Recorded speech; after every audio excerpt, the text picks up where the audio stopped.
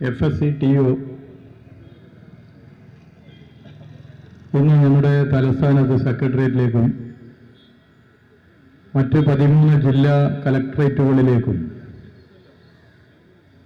ഇതുപോലെ മാർച്ച് സംഘടിപ്പിക്കുമ്പോൾ അതിൻ്റെ ആവശ്യമെന്തെന്നുള്ളൊരു ചർച്ചയ്ക്ക് പ്രസക്തിയില്ല എന്ന് നമുക്കൊക്കെ അറിയാം.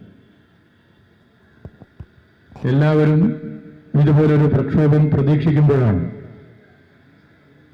ഇതൊരു അത്യാവശ്യ സമരമാണെന്ന് തിരിച്ചറിയുമ്പോഴാണ് ഇവിടെ FSCTO ഇതുപോലുള്ളൊരു പ്രക്ഷോഭം സംഘടിപ്പിക്കുന്നത്. ഞാൻ ഇന്നലെ വടകര മേപ്പയിൽ ഹെൽത്ത് ഇൻസ്പെക്ടറായിരുന്ന നമ്മുടെ കണ്ണീരിനാഴ്ത്തി വിട പറഞ്ഞ ദീപലേഖയുടെ വീട്ടിൽ പോയിരുന്നു. അവരുടെ ഭർത്താവിനെ നിങ്ങൾക്ക് പലർക്കും നന്നായി അറിയുന്നതാണ്. നാടകരംഗത്ത്, കലാസാംസ്കാരിക രംഗത്ത് നിറ സാന്നിധ്യമാണ്. അദ്ദേഹവുമായി സംസാരിച്ചു, സഹപ്രവർത്തകരുമായി സംസാരിച്ചു.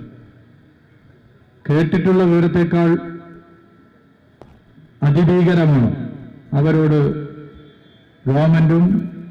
ഗവൺമെന്റിന്റെ പ്രിയപ്പെട്ടവരായ ചില ഉത്തരവാദിത്തപ്പെട്ട ഉദ്യോഗസ്ഥരും ചെയ്തിട്ടുള്ളതെന്ന് തിരിച്ചറിയുന്നു. അവരൊരു അപകടം ഉണ്ടായി കാലിന് പരിക്ക് പറ്റി 3 മാസക്കാലം പുറത്തിറങ്ങാൻ പറ്റാതെ നിന്ന്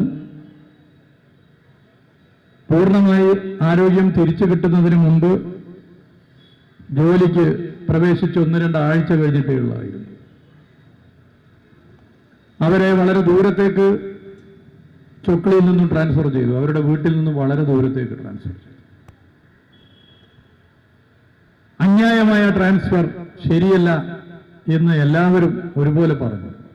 അവർ അതിന്റെ ഭാഗമായി അതിലൊരു പുനഃപരിശോധന ഉണ്ടാകുമെന്നുള്ള പ്രതീക്ഷയോടുകൂടി കാത്തുനിന്നു. ആ പ്രതീക്ഷയോടുകൂടി കാത്തു നിൽക്കുമ്പോഴാണ്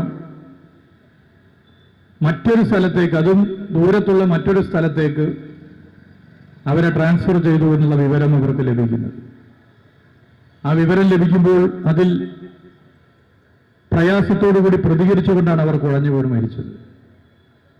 യഥാർത്ഥത്തിൽ ഒഴിവാക്കാൻ സാധിക്കേണ്ട ഒരു മരണമാണത്. എന്നാൽ അത് സർക്കാർ സ്പോൺസേർഡ് മരണമാണ് എന്ന് നിസ്സംശയം നമുക്ക് പറയാൻ വേണ്ടി സാധിക്കും. കാരണം അതിൻ്റെ ഏതാനും ദിവസം മുമ്പാണ് കേരളത്തിന്റെ മുഖ്യമന്ത്രി ജീവനക്കാരുടെ ഒരു പരിപാടിയിൽ അവരുടെ കയ്യടി കിട്ടാൻ കൂടി വേണ്ടി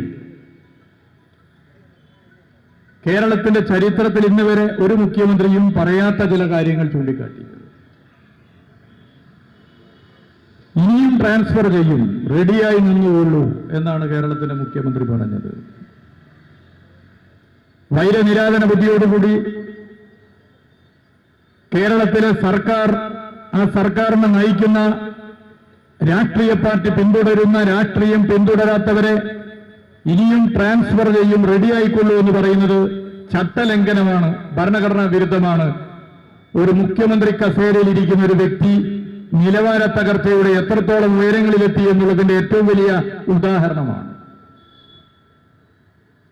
അത്തരമൊരു പ്രസ്താവന മുഖ്യമന്ത്രി ഇറക്കാൻ പാടില്ലായിരുന്നു. LDF സർക്കാരുകൾ ഭരിച്ച ഘട്ടങ്ങളിലെ മുഖ്യമന്ത്രിമാർ ഇത്തരം വിഷയങ്ങളിൽ എടുത്തിട്ടുള്ള നിലപാടെന്ത് എന്നുള്ളത് കേരളത്തിന് അറിയാം. എന്നാൽ UDF സർക്കാരുകൾ ഭരിക്കുന്ന ഘട്ടത്തിൽ പോലും ഒരു മുഖ്യമന്ത്രിയും നടത്താത്തൊരു പ്രസ്താവനയാണ് VD സതീശൻ എന്ന കേരളത്തിന്റെ ഈ മുഖ്യമന്ത്രി പരസ്യമായി എല്ലാ ചാനലുകളും കാണുക പറഞ്ഞിട്ടുള്ളത്. ഇനിയും ട്രാൻസ്ഫറുകൾ ഉണ്ടാകും, റെഡിയായിക്കൊള്ളൂ. മുഖ്യമന്ത്രിയുടെ ഈ പ്രസംഗത്തിൽ ആവേശഭരിതരായിട്ടാണ് ദീപലേഖയുടെ ഉൾപ്പെടെയുള്ള അഭ്യർത്ഥന കേൾക്കാൻ തയ്യാറാകാതെ വീണ്ടും ദൂരത്തേക്ക് ട്രാൻസ്ഫർ ചെയ്യാൻ ബന്ധപ്പെട്ട ഉദ്യോഗസ്ഥൻ തയ്യാറായത്. മുഖ്യമന്ത്രിയാണ് ഇതിന്റെ കാരണക്കാരൻ.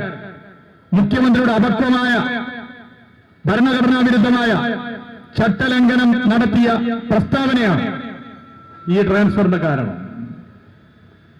അങ്ങനെ മുഖ്യമന്ത്രി പരസ്യമായി ആഹ്വാനം ചെയ്തത് കേട്ട് രാജാവിനേക്കാൾ വലിയ രാജഭക്തി കാണിക്കുന്ന ചില ഉദ്യോഗസ്ഥർ ഒരു കരുണയും ദീപലേഖയോട് കാണിക്കാൻ തയ്യാറായില്ല. അതിന്റെ ഭാഗമാണ് ദീപലേഖ കുഴഞ്ഞു വീണ് മരിക്കാൻ കാരണം. അതുകൊണ്ടാണ് ഇതൊരു സർക്കാർ സ്പോൺസേർഡ് മരണമാണ് എന്ന് ചൂണ്ടിക്കാട്ടാൻ ഞാൻ ആഗ്രഹിക്കുന്നത്. ആശലതയുടെ കാര്യം ഇവിടെ ചൂണ്ടിക്കാട്ടി, കോഴിക്കോട്ട് ഒരു പോലീസുകാരന്റെ കാര്യം ഇവിടെ ചൂണ്ടിക്കാട്ടി, കണ്ണൂരിലൊരു ഡോക്ടർ ഇപ്പൊ ICUലാണ് അല്ലെ, ICUവിൽ കിടക്കുകയാണ്. അസോസിയേഷന്റെ 4 നേതാക്കന്മാർ വന്ന് പരസ്യമായി രോഗികൾക്കും ജീവനക്കാർക്കും മുമ്പിൽ വെച്ച ഡോക്ടറെ ചീത്ത വിളിച്ചു. അതിന്റെ ഭാഗമായിട്ടാണോ ആ ഡോക്ടർ മാനസികമായി തകർന്ന് ICUവിൽ പ്രവേശിപ്പിക്കപ്പെട്ടത്? ഇത് സർക്കാർ ജീവനക്കാരോട് ഭരിക്കുന്ന ഗവൺമെന്റിന്റെ തലവൻ തന്നെ നടത്തിയ ഒരു ആഹ്വാനമാണ്. ഒന്നേ വളരെ വിനയത്തോടുകൂടി കേരളത്തിന്റെ മുഖ്യമന്ത്രി ശ്രീ VD സതീശനോട് പറയാൻ ആഗ്രഹിക്കുന്നുള്ളൂ. അദ്ദേഹം 25 കൊല്ലം MLA ഒക്കെ ആയിരിക്കും, പാർലമെന്ററി രംഗത്ത് അനുഭവം ഉണ്ടാകും. പക്ഷേ ശരീരത്തിലൊരു കൊതുകടിയുടെ വേദന മൂലമേറ്റ സമര പാരമ്പര്യമില്ലാത്ത വ്യക്തിയാണ് VD സതീശൻ എന്നുള്ള യാഥാർത്ഥ്യം ഈ നാടിനറിയാവുന്നതാണ്. പ്രക്ഷോഭങ്ങൾ എന്ത്, പ്രക്ഷോഭങ്ങളുടെ ഭാഗമായിട്ടുള്ള കൂട്ടായ്മ എന്ത്, അതിന്റെ ത്യാഗം, അതിന്റെ ചരിത്രം എന്ത് എന്ന് രാഷ്ട്രീയ പ്രവർത്തനത്തിൽ കേരളത്തിന്റെ മുഖ്യമന്ത്രി തിരിച്ചറിഞ്ഞിട്ടില്ല. ഒരു വസ്തുതയാണ്. നിങ്ങൾ എവിടെയെങ്കിലും ഒരു വാർത്ത കേട്ടിട്ടുണ്ടോ? സമര സംഘടനാ പ്രവർത്തനത്തിന്റെ ഭാഗമായി യൂത്ത് കോൺഗ്രസിലോ KSUവിലോ പ്രവർത്തിക്കുന്ന ഘട്ടത്തിൽ പ്രക്ഷോഭങ്ങളിൽ പങ്കെടുത്തതിന്റെ ഭാഗമായി ജയിൽവാസം അനുഭവിച്ച, അതല്ലെങ്കിൽ മർദ്ദനമേറ്റ ഇന്നത്തെ കേരള മുഖ്യമന്ത്രിയെ കുറിച്ചുള്ള ഒരു ചരിത്രം നിങ്ങൾ എവിടെയും കേട്ടിട്ടുണ്ടോ? കേട്ടിട്ടില്ല. അപ്പോൾ സമരം എന്താണ്, സമരത്തിന്റെ ഭാഗമായിട്ടുള്ള കേരളത്തിന്റെ രാഷ്ട്രീയ ചരിത്രം എന്താണ് എന്ന് അനുഭവത്തിലൂടെ മനസ്സിലാക്കാത്ത ഒരു വ്യക്തിയാണ് കേരളത്തിന്റെ മുഖ്യമന്ത്രി. പുസ്തകത്തിൽ വായിച്ച് മനസ്സിലാക്കിയിട്ടുണ്ടാവില്ല. ഇടതുപക്ഷ ജനാധിപത്യ മുന്നണിയുടെ ഗവൺമെന്റ് അധികാരത്തിലിരിക്കുന്ന ഘട്ടത്തിൽ ട്രാൻസ്ഫറുകൾക്ക് വളരെ കൃത്യമായ ഒരു മാനദണ്ഡങ്ങൾ വെച്ചുകൊണ്ടുള്ള ചട്ടം കൊണ്ടുവന്നു. ആ ചട്ടത്തിന് വിരുദ്ധമാണ്, മാനദണ്ഡങ്ങൾക്ക് വിരുദ്ധമാണ് ഇപ്പൊ കേരളത്തിൽ നടന്നുകൊണ്ടിരിക്കുന്ന ട്രാൻസ്ഫറുകൾ. ഓരോന്നെടുത്താലും നമുക്കത് തിരിച്ചറിയാൻ വേണ്ടി പറ്റും. 5 മാസമേ ദീപലേഖ ചൊക്ലി ഹെൽത്ത് ഇൻസ്പെക്ടറായി പ്രവർത്തിച്ചിട്ടുള്ളൂ. 5 മാസം. അങ്ങനെ ഒരാളെയാണ് ട്രാൻസ്ഫർ ചെയ്തത്. ചട്ടലംഘനമാണ്. ആരോഗ്യ പ്രശ്നമുള്ളവരെ പൊതുവെ ട്രാൻസ്ഫർ ചെയ്യാറില്ല. 3 മാസമായി കാലിന് പരിക്കേറ്റ് പുറത്തിറങ്ങി നടക്കാൻ വേണ്ടി പോലും പറ്റാത്ത ഒരു സ്ത്രീയെ പരിക്ക് ഉണ്ടായിരുന്നു എന്ന് കൃത്യമായി അറിഞ്ഞിട്ടും ട്രാൻസ്ഫർ ചെയ്യുന്നത് ചട്ടലംഘനമാണ്. പിന്നെ പല മാനദണ്ഡങ്ങളുണ്ട്. ഇവരുടെ കാര്യത്തിൽ മാത്രമല്ല, ഇന്നിവിടെ ചൂണ്ടിക്കാട്ടി ആയിരക്കണക്കിന് ജീവനക്കാരെ ട്രാൻസ്ഫർ ചെയ്യുന്നതിന് മാനദണ്ഡങ്ങൾ ലംഘിക്കപ്പെട്ടു.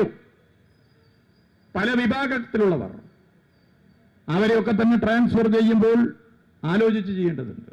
മാനദണ്ഡങ്ങളൊന്നും പാലിച്ചിട്ട് ആരോഗ്യ മേഖലയിലായാലും മറ്റു മേഖലകളിലായാലും ഇപ്പോൾ പുതിയ പദവികൾ വരുന്നു. മധ്യവർത്തികൾ. എന്തിനാണ് ആ പദവി എന്ന് നമുക്ക് പോലും മനസ്സിലാവുന്നില്ല. ഓരോ ട്രാൻസ്ഫറിനും നിശ്ചിത തുക ചോദിക്കുന്നു എന്നുള്ള വിവരങ്ങൾ പുറത്തു വരുന്നു. എന്നോടൊരാൾ പറഞ്ഞത് പൊതുമരാമത്ത് വകുപ്പിൽ ഭരണം വന്ന് സത്യപ്രതിജ്ഞയ്ക്ക് മുമ്പ് തന്നെ ഒരാളെ വിളിച്ച് വേറൊരാൾ ചോദിക്കുകയാണ്, ഭരണകക്ഷിയിലെ ഒരു പ്രധാനപ്പെട്ട ആൾ ചോദിക്കുകയാണ്, അപ്പോൾ PWDയിൽ AE ആണോ വലുത് AXC ആണോ വലുത്? അപ്പോൾ കേട്ടയാൾക്കത് മനസ്സിലായില്ല, ഇതെന്തിനാ AE ആണോ AXC ആണോ വലുത്?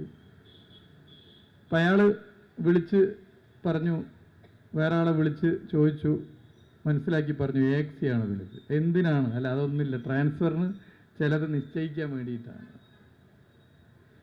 LDF സർക്കാർ 2016 മുതൽ 2026 വരെ ഈ കേരളത്തിൽ ഭരിക്കുമ്പോൾ കേരളത്തിലെ ഏതെങ്കിലും വകുപ്പുകളിൽ ട്രാൻസ്ഫറിന്റെ ഭാഗമായി അഴിമതി ആരോപണം പോലും ഉണ്ടായിരുന്നില്ല എന്നുള്ള വസ്തുതയല്ലേ? LDF സർക്കാരിന്റെ ഭരണകാലത്ത് ഈ 10 കൊല്ലം ട്രാൻസ്ഫറിന്റെ ഭാഗമായി എവിടെയെങ്കിലും പണം വാങ്ങി എന്നുള്ളൊരു വിഷയം ചൂണ്ടിക്കാണിക്കാൻ സാധിക്കുമോ?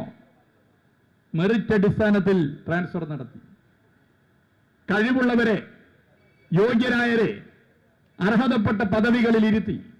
അങ്ങനെയാണ് മുന്നോട്ട് പോയത്. അപ്പം ഇപ്പോൾ അതിൽ നിന്നൊക്കെ മാറ്റം വരുന്നു. ഇപ്പം അതിൽ നിന്നൊക്കെ മാറ്റം വരുന്നതിൻ്റെ ഭാഗമായി തെറ്റായ ചില രീതികൾ വരുന്നു.